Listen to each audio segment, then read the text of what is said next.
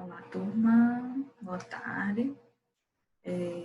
Vamos iniciar mais uma aula hoje, né? Estaremos passando para o próximo percurso 9, mas antes eu quero fazer a correção do exercício da aula anterior com vocês. Exercício da página 72 e 73. Coloquem aí o caderno de vocês, vão corrigindo as questões, tá certo? A primeira questão seria para vocês responderem que a Terra e o fundo dos oceanos apresentam formas variadas de relevo, certo? Vamos voltar aqui para o exercício. Ler a questão, né? Para relembrar. A questão pede.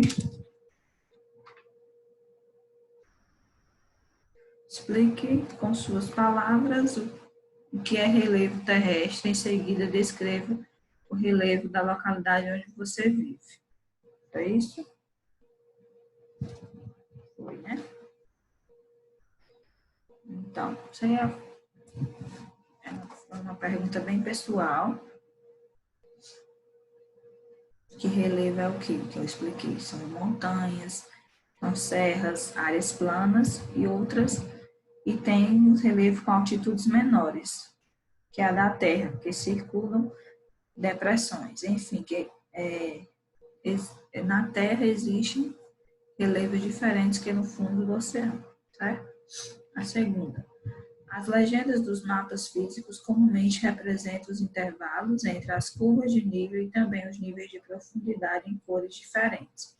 Para facilitar a interpretação das informações, indique em seu caderno qual das legendas abaixo representa de maneira correta as cotas batimétricas e justifique sua escolha. Então, qual é a correta? A legenda 3. Representa de maneira correta as cotas batimétricas, pois os tons de azul do mais claro ao mais escuro representam, respectivamente, da menor à maior profundidade. Então, quem respondeu outra, corrija. Terceira, explique o que é bloco-diagrama e cite a vantagem de sua utilização na representação da realidade para quem faz sua leitura. Então, o bloco-diagrama é uma representação em perspectiva, ou seja, que permite a visualização das três dimensões, comprimento, largura e altura, de determinada área da superfície da Terra. Desse modo, pode reproduzir com grande fidelidade o aspecto real do que se deseja representar, facilitando sua leitura e compreensão. Então, quem respondeu que é uma representação onde conseguimos fazer em três dimensões ou tridimensional, está correto, certo? Eu vi alguns que respondem dessa forma. Aponte a vantagem de representar dados quantitativos por meio de gráficos. Qual é a vantagem? Ao visualizar um gráfico, compreende-se com facilidade as duas séries de dados representados e suas relações. Então, é a facilidade. Quinta. Qual dos tipos de gráficos apresentados no percurso 8 você achou mais fácil de interpretar? Tem uma resposta pessoal, certo? Mas vocês precisam analisar os gráficos apresentados. Coluna, barra, linha, setor ou circular. E se tiveram alguma dificuldade, eu quero que vocês me passem no WhatsApp, certo? Se tiver alguma dificuldade para observar, fazer a leitura do gráfico. Sexta, observe o mapa a seguir e responda as questões. O Distrito Federal está a maior ou menor altitude que Aragarças? Como você chegou a essa resposta? O Distrito Federal está em altitude superior. A altitude de Aragarças, Distrito Federal, é entre 800 metros e 1.200 metros. O Distrito Federal está em altitude superior à altitude de Aragarças. O Distrito Federal está entre 800 metros e 1.200. E Aragarças está entre 200 e 500.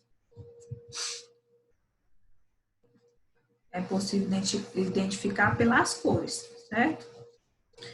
Distrito Federal está na cor mais escura, a cor mais escura está entre 800 e 1.200. E Aragaças é a corzinha mais clara, né? Amarelo mais claro, então está entre 200 e 500. Basta apenas olhar a legenda. A escala desse mapa é adequada para um turista que está visitando a cidade de Brasília pela primeira vez? Não, né? Pois não representa as ruas nem as principais avenidas de Brasília. Assim, não auxilia o turista a se orientar e se localizar pela cidade. Sétima, há 5 erros na representação abaixo. Indique-os no caderno e explique-os. Considerando a equidistância de 50 metros entre as curvas de nível, há 5 cotas com valores errados. Se vocês observarem, bem, a equidistância, como a gente viu, né? São as distâncias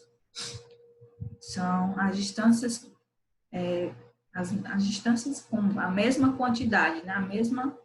Mesmo valor. Então, cada uma teria que ter 50 metros de uma para a outra. Então, algumas têm alguns valores errados, a mais ou a menos de 50. Na mesma curva de 50 metros de altitude, há cotas variantes, o que é incorreto, uma vez que a curva de nível deve representar os pontos de uma mesma altitude. Observando as cotas do Morro do Pão de Açúcar, é uma sequência ascendente. É possível identificar as cotas incorretas, 100, 50 e 250. O correto seria 50, 100, 150, 200, 250, 350. De 50 em 50, já que a equidistância é 50 metros. No Morro da Urca, há curva de nível diferentes com o mesmo valor e um salto de 150 metros para 300 metros. O correto seria 50, 100, 150, 200. Então, o erro está aí, certo? Oitava. Observe o gráfico e faça o que se pede. Temos aí o gráfico do mundo, maiores produtos de petróleo, em porcentagem do total produzido em 2012. Sempre lembre de ler o título de um gráfico. Ler as legendas, que faz toda a diferença. Letra A. Aponte o maior produtor mundial de petróleo e sua participação em percentagem na produção mundial. Então, de acordo com o gráfico, o maior é a Arábia Saudita, responsável por 13,3% da produção mundial. O petróleo é um mineral encontrado principalmente em rochas sedimentares e que sua origem é orgânica, ou seja, resultante da transformação do plâncton ao longo do tempo geológico. Então, se vocês notarem, temos aí qual é o que produz mais. Temos aí a Arábia Saudita, não é isso? Tem aí a metade, que é outros países, demais países, mas não sabemos em quanto cada um está dividido.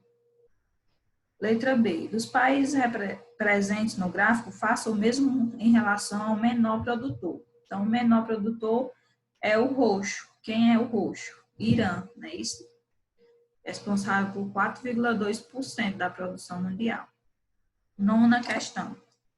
Leia o texto a seguir e responda as questões. Um dos métodos mais utilizados nos mapas topográficos para representar o relevo é o das curvas de nível.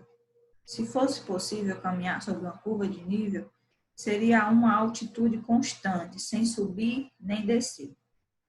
Explique o que são curvas de nível. Qual é a sua utilidade para a cartografia?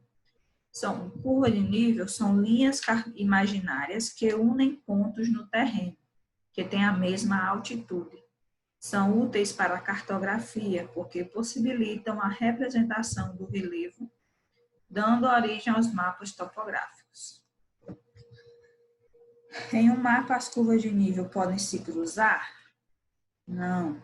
As curvas de nível unem pontos de mesma altitude. Caso houvesse um cruzamento das curvas, surgiria a ideia de que o mesmo ponto está em duas altitudes diferentes, o que não ocorre na realidade. Se for conveniente, comente.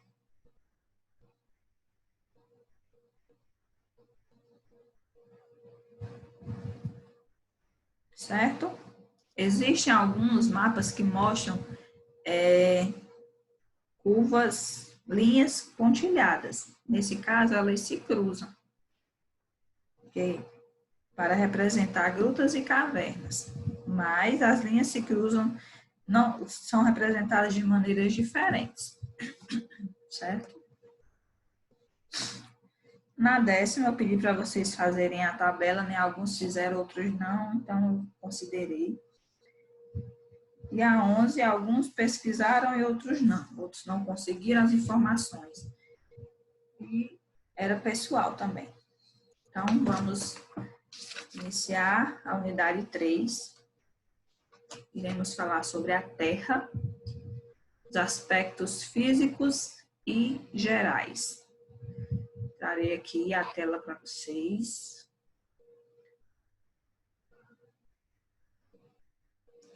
Então, para a gente iniciar, temos aí na página, todo mundo na página 74,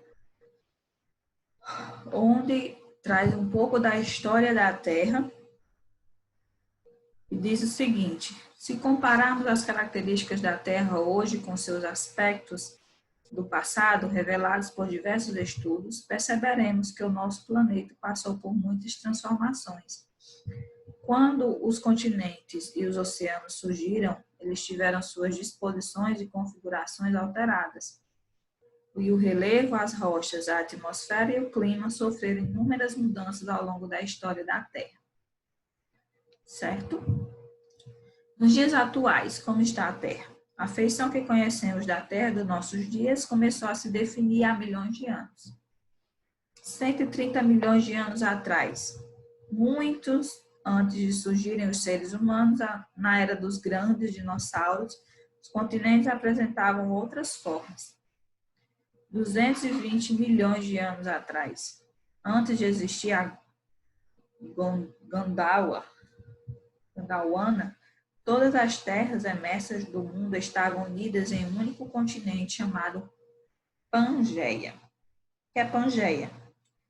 É o nome da massa continental única que existiu há milhões de anos e que depois se fragmentou, dando origem a 2 continentes, Laurásia e a Gondwana.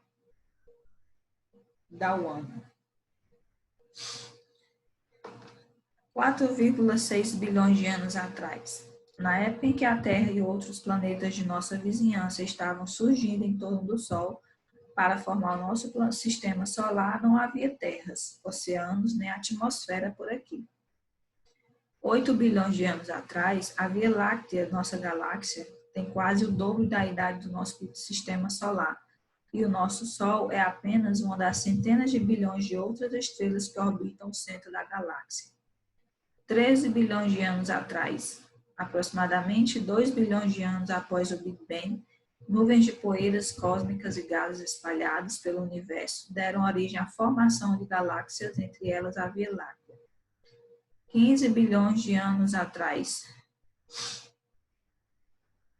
toda a matéria que formou as estrelas e tudo mais existe teve origem em uma grande expansão, o Big Bang, que marca o momento em que o universo começou a existir. Lembrando que aqui, nessas informações, são informações científicas, mas que, de acordo com a Bíblia, né, temos as informações, quem acredita na Bíblia, quem acredita em Deus, que a Terra foi formada em 6 dias, né, e quem criou a Terra foi Deus, né, não um Big Bang, uma explosão. Então, vamos saber diferenciar.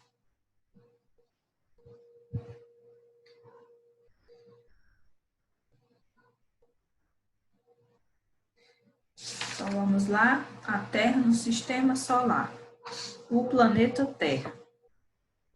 Então, observa aí a figura 1, que já temos aí o planeta Terra no livro.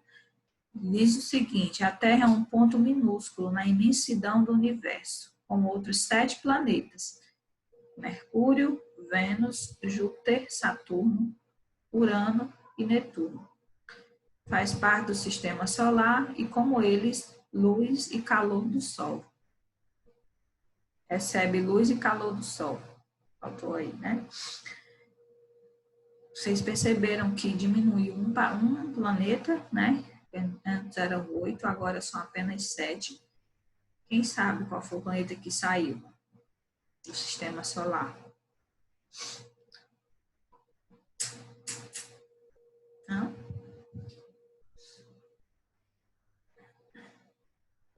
Vamos lá. No entanto, outras condições favoráveis, como a presença de água em estado líquido, oxigênio e temperaturas adequadas, fazem da Terra o único planeta entre os identificados que permite a existência de formas de vida tal qual a conhecemos. Então, de todo o sistema solar, o único planeta, pelo que conhecemos, né, pelo que sabemos, é o único planeta que pode ter vida, né, devido a essas condições. Presença de água em estado líquido, oxigênio e temperaturas adequadas. A Terra é o terceiro planeta em ordem de afastamento do Sol. É também o quinto maior planeta do sistema solar em tamanho, atrás de Júpiter, o maior dos 8. Saturno, Urano e Netuno. Além dos planetas, outros corpos celestes fazem parte do sistema solar, a exemplo de cometas e satélites. Alguns planetas possuem satélites naturais, corpos que, pela ação da gravidade, orbitam ao redor deles. Marte, por exemplo, tem 2 satélites e a Terra apenas um, que é a Lua, né? Satélite natural. Olha a imagem da Terra.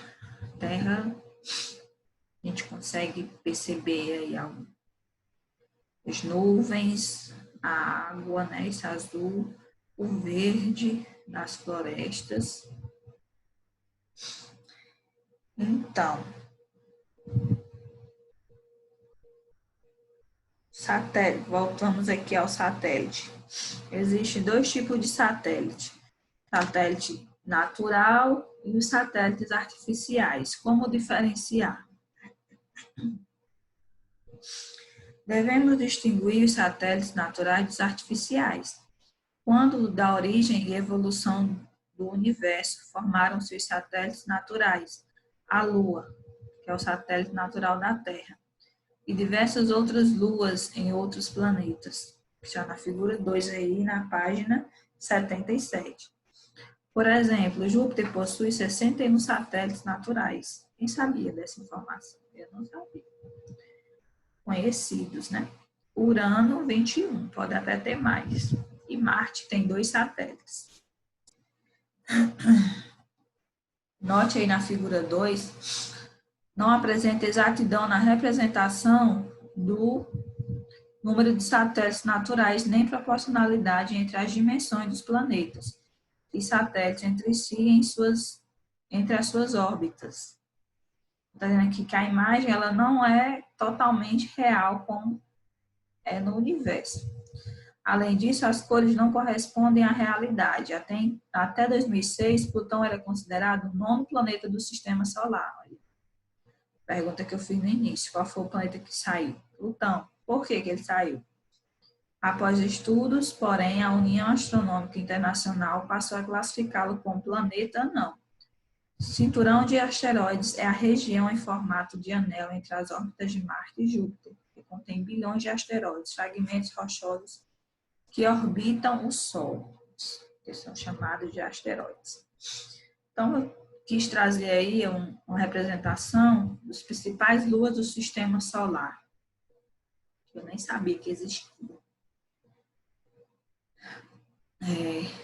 Vemos na primeira aqui, ó, que é a Terra e a Lua somente, só tem a Lua como satélite natural. Marte tem 2, Phobos e Deimos. Júpiter tem Io, Europa, Ganymedes, Galisto. Saturno, Mimas, Encélado, Tétis, Dione, Reia, Titã, Hiperion, Japeto e Febe. Urano tem Miranda, Ariel, Umbriel, Titânia, Oberon. Netuno tem Proteu, Tritão e Nereida. Plutão tem o Caronte, mas mas Plutão não faz mais parte, certo? Então, trouxe só para vocês saberem que existem, né, satélites naturais além da Lua em outros planetas e mais, né, do que na Terra. E os satélites artificiais são construídos pelo ser humano, lançados e colocados na órbita da Terra por meio de foguetes espaciais.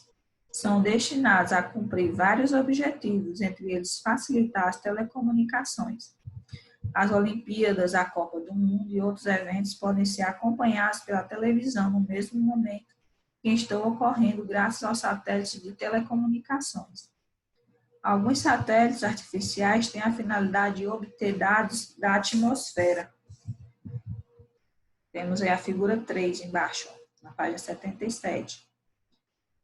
Como os deslocamentos de massa de ar. Os dados são enviados para centros meteorológicos, onde são estudados e transformados em mapas do tempo, com o uso de programas de computador. Existem também satélites artificiais que fotografam a Terra com a finalidade de fornecer dados sobre recursos naturais, florestas, minerais e etc., ou sobre queimadas, localizar o deslocamento de tropas militares e navios, controlar o espaço aéreo, contribuindo para a segurança das aeronaves, realizar espionagem e até reprimir o contrabando. Então, todas essas são funções de um satélite artificial. Primeiro, eles servem como telecomunicação, né, facilitar, ele libera um sinal, onde se algo está sendo transmitido lá no Japão, ele consegue transmitir nos outros países ao mesmo tempo, devido ao satélite. Ele serve também para obter dados da atmosfera, né? Tem câmeras nos satélites, tem essas anteninhas que conseguem detectar alguma coisa de errado. E também eles servem para fornecer dados sobre recursos naturais, saber como estão as florestas, e também para a segurança de aeronaves e reprimir o contrabando, né? Então, é muito importante, né, o satélite. E a forma da Terra? Que forma a Terra tem? A Terra não é uma esfera perfeita, como muitos pensam, né?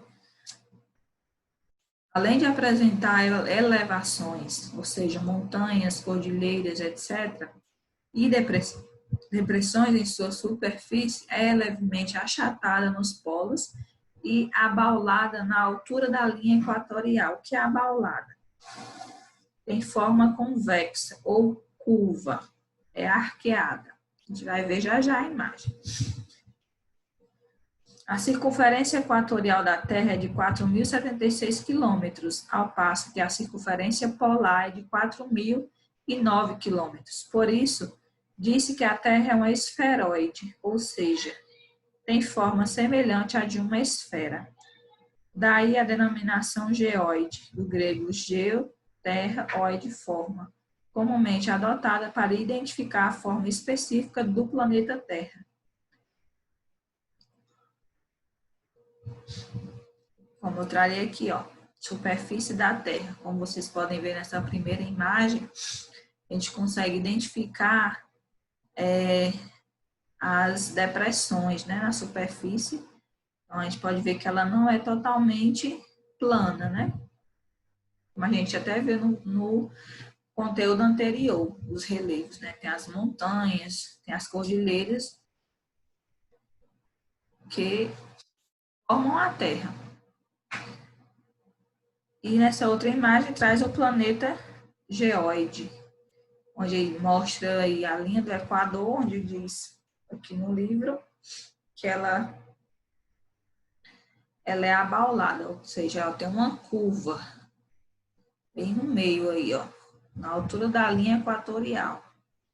E em cima, aqui nos polos, ela é achatada, na forma de uma esfera. Vamos só identificar aqui, ó.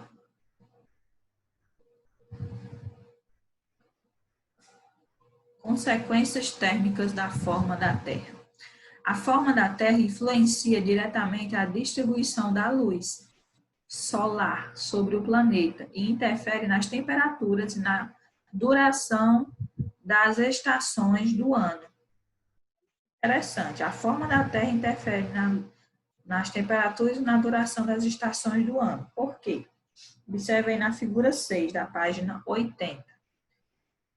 As áreas 1, 2 e 3 recebem igual quantidade de energia solar, certo? Entretanto, devido à curvatura da Terra, a área assinalada com o número 1 é mais iluminada e aquecida, porque concentra em uma superfície menor uma quantidade de energia solar igual à que recebe a área de número 3, e que, por ser maior, é menos aquecida. Nela, os raios solares incidem de forma inclinada, enquanto na área 1 chegam quase verticalmente no decorrer dos 12 meses do ano. Assim, em geral, a temperatura da superfície da Terra é mais quente na região equatorial e diminui em direção aos polos norte e sul. Vejam aí, ó, nessa imagem, eu trago outra imagem, onde mostra, onde tem maior incidência, é bem no meio aqui, ó, na linha do Equador, e menor incidência nos polos, aqui em cima, no Polo Norte, e também embaixo no Polo Sul, que são as áreas mais frias, né, da Terra.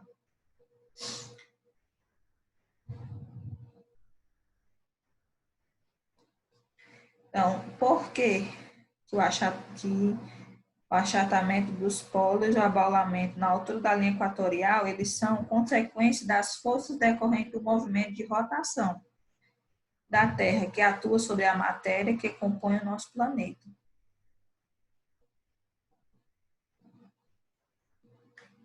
A gente pode perceber que é bem sutil, né? O achatamento aqui, ó, a gente quase não percebe. Mas ele existe. E o movimento de rotação, como todos vocês sabem, é o responsável pelas estações do ano, né?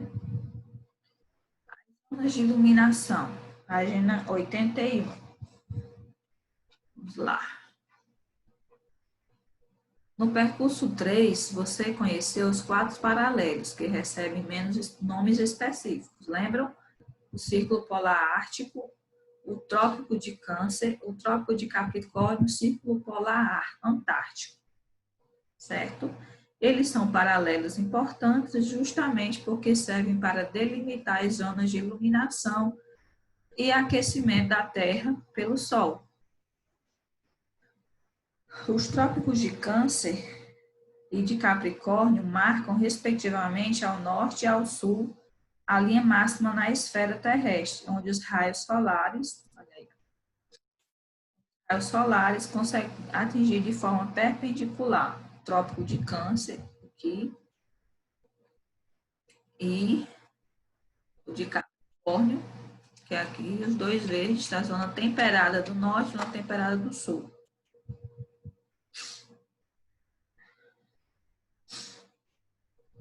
Eles o quê? A linha máxima na esfera terrestre, onde os raios solares conseguem atingir de forma perpendicular, que é perpendicular. Tem a mesma, o Sol atinge no mesmo grau, né? Entretanto, isso acontece apenas uma vez por ano, em cada hemisfério. Em 21 de junho, no Trópico de Câncer, quando tem início o verão, no hemisfério norte, e no hemisfério norte, e o inverno no hemisfério sul. Em 21 de dezembro, no Trópico de Capricórnio, e o inverno, quando tem início o verão no hemisfério sul e o inverno no hemisfério norte. Então, quando em um é verão, o outro é inverno. Não acontece só uma vez por ano, né?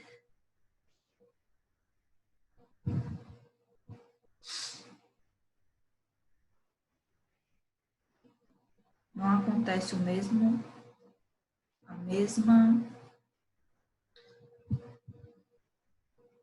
ao mesmo instante, né?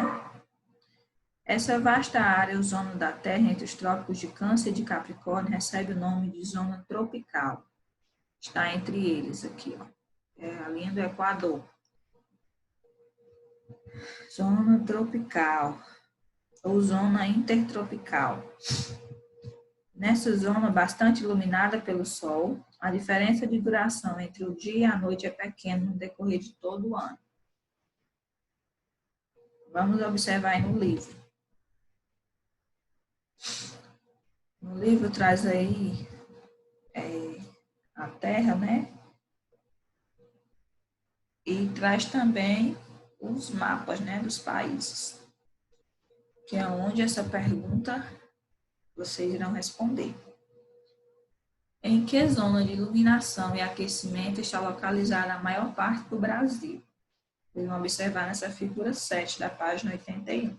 Vou responder no caderno. Certo?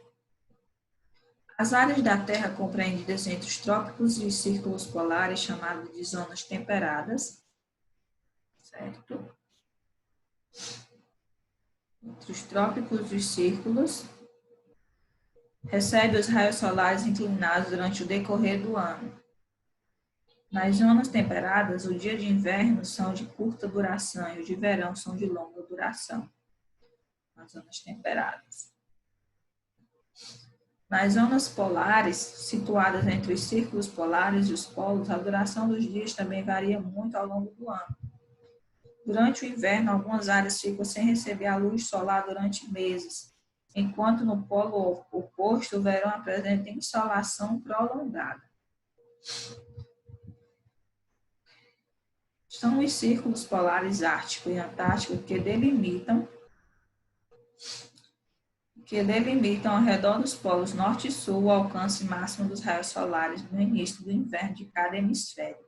Isso ocorre em 21 de dezembro no Círculo Polar Ártico, quando inicia o inverno no hemisfério norte.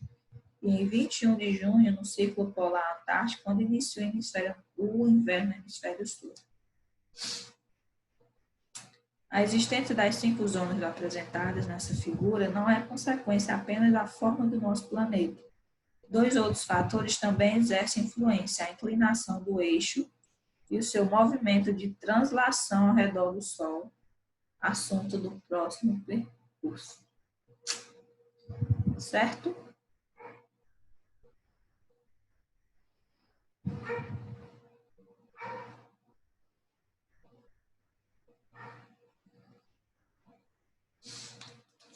Então, encerramos por aqui a aula de hoje. Quero que vocês respondam apenas as 3 questões, né, da página 88, que estão referentes a esse assunto. Questão 1, 2 e 3, certo? Manda para mim. E tenha uma boa tarde. Deus abençoe a vocês. Se cuide. Tchau.